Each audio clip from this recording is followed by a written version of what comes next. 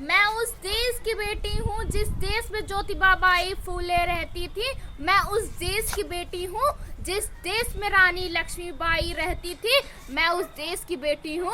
मैं उस देश की बेटी हूँ जिस देश में बाबा साहब रहते थे। मैं उस देश की बेटी हूँ जिस देश में भगत सिंह रहते थे। मैं उस देश की बेटी हूँ। मैं उस देश की बेटी हूँ जिस देश में राजेंद्र प्रसाद रहते थे। मैं उस देश की बेटी हूँ जिस देश में अनेकों वीर सिपाही रहते हैं। मैं उस देश की बेटी हूँ। मैं उस देश की बेटी हूँ जिस देश में युवा शक्ति जिंदा है। मैं उस देश की बेटी हूँ जिस देश में नारी शक्ति जिंदा है। जिस देश में नारी शक्ति जिंदा है। मैं बहुत खुशनसीब बेटी हूँ जो ऐसे देश में जन्मी हूँ, जो ऐसे देश में जन्मी हूँ। आप सभी को गणतंत्र दिवस की हार्दिक शुभकामनाएं। मैं स्नेहा रावत कक्षा 10वीं की छात्रा हूँ। मेरे सभी बड़े बुजुर्ग और मेरे प्रिय भैया बहनों, आप सभी को मेरा प्रणाम। मैं आज आपको बताना चाहूंगी आखिर 26 जनवरी के दिन ही गणतंत्र दिवस क्यों मनाया जाता है। इस दिन ऐसा क्या हुआ जो गणतंत्र दिवस मनाया जाने लगा।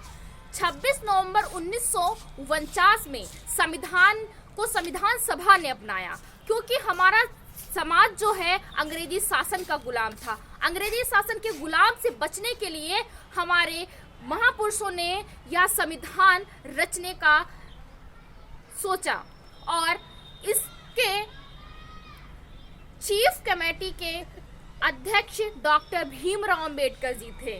डॉक्टर भीमराव अंबेडकर जी के बारे में बात करें तो वो दलितों के भगवान यानी कि दलितों के महापुरुष कहलाते थे, क्योंकि दलित जो लाखों वर्षों से पहले इतनी चीजें सहते हुए आ रहे थे, उनको उनसे उबारने के लिए एक भगवान आया था इस पृथ्वी पे।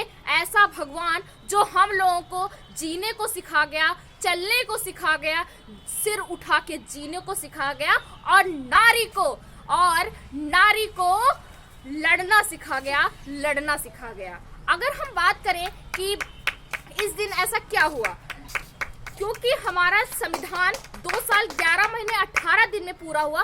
2 साल 11 महीने 18 दिन में जो पूरा हुआ वह संविधान 26 जनवरी 1950 में उसको लागू किया गया। 1950 में लागू करने के बाद भारतीय को गणतंत्र राज्य घोषित किया गया। इसके पश्चात मेरे डॉक्टर राजेंद्र प्रसाद जी ने ध्वजारोहण किया। ध्वजारोहण करने के बाद जनगण मन का गान किया। जनगण मन के गान से हमारा पूरा भारत उस दिन गूंज उठा। तभी से आज के दिन मेरे प्रिय भाइयों बहनों, आज के दिन 26 जनवरी के रूप में गणतंत्र दिवस मनाया जा रहा है। इसी के साथ मैं 4 पंक्तियां कहना चाहूंगी। इसी के साथ मैं आप सबको 4 पंक्तियां कह के अपनी और आगे बात बढ़ाऊंगी। वीरों की यह रणभूमि बलिदान के लिए जानी जाती है। वीरों की यह रणभूमि बलिदान के लिए जानी जाती है। हर एक क्षेत्र में अपना लहू बहाती है। हर एक क्षेत्र में अपना लहू बहाती है। हर एक क्षेत्र में अपना तिरंगा लहराती है। इस भारत माँ का मान बढ़ाती है। भारत माँ का मान बढ़ाती है। अगर हम गणतंत्र दिवस को बात करें तो हमारा गणतंत्र दिवस तो अच्छे से सारी चीज चलती आ रही है। हमारे देश में संविधान के अनुसार सारे कार्य हो रहे हैं, लेकिन इसको हम बचाएं कैसे, ये मेरा किस तरीके से डूब रहा है। गणतंत्र हमें महापुरुषों ने दिला दिया, लेकिन कई तरीके हैं जिससे हमारे गणतंत्र पे आँच आ रही है। हमारा यह कर्तव्य होना चाहिए कि हमारे महापुरुषों का बलिदान बेकार नहीं जाना चाहिए।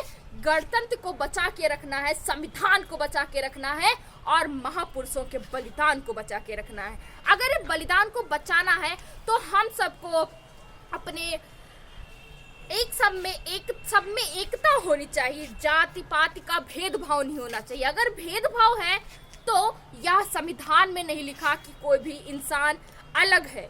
सब भाई भाई हैं, ठीक है, और सब भाई भाई हैं। इसलिए हम सबको जब एकता बना के रखेंगे तो हमारे गणराज्य को कोई भी आँच नहीं आएगी। हम अपने पर्यावरण पे ध्यान दें। युवावस्था में नशे से बचें। युवावस्था में अपने लक्ष्य को ध्यान में रखें और अपने लक्ष्य को प्राप्त करें इत्यादि। मैं इन कुछ कारणों की वजह से हम अपने गणराज्य को बचा सकते हैं। गणराज्य को बचाने के लिए यह क्षमता होनी चाहिए। मैं आप सभी के सामने 4 पंक्तियां कह के अपनी वाणी को विराम दूंगी और आप सभी से अलविदा लूंगी। मैं सलाम करती हूँ, मैं सलाम करती हूँ अपने वीर सपूतों को, मैं सलाम करती हूँ अपने वीर बलिदानियों को, मैं सलाम करती हूँ अपने वीर सपूतों को, मैं सलाम करती हूँ अपने वीर बलिदानियों को, जिन्होंने हमको अंधकार से प्रकाश की ओर ले गए और अपने भारत को गणराज्य बनाया और अपने भारत को गणराज्य बनाया। और सभी बोलेंगे भारत माता की जय, वंदे मातरम, वंदे मातरम। जय हिंद, जय भारत, नमस्कार।